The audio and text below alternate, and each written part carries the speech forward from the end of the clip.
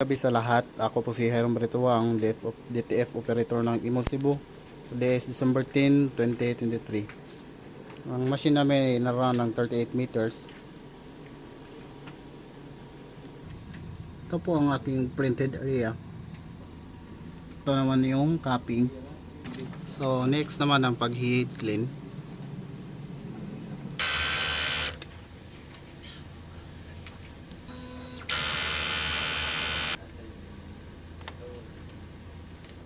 After head clean, punasan natin yung wiper. So pagkatapos nozzle check test. So ito yung result ng nozzle check test ko po. Wala akong in-house order. Ang pending namin dito is good for 8 hours lang po. Ang mga tank system naman ay nasa tama lang.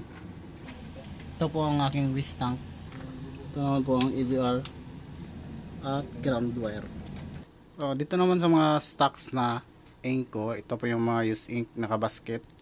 At ito naman po yung mga hindi ko pa nagagamit.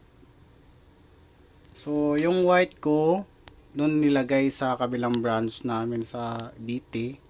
May stocks mo naman ako, pati sa film. So sa stocks is kompleto naman po.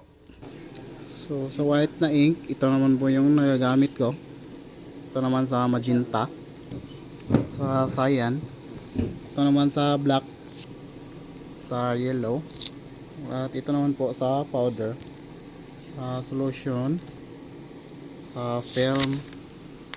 Ito naman yung folder ko sa daily checklist. So ito po yung pinaka last na update.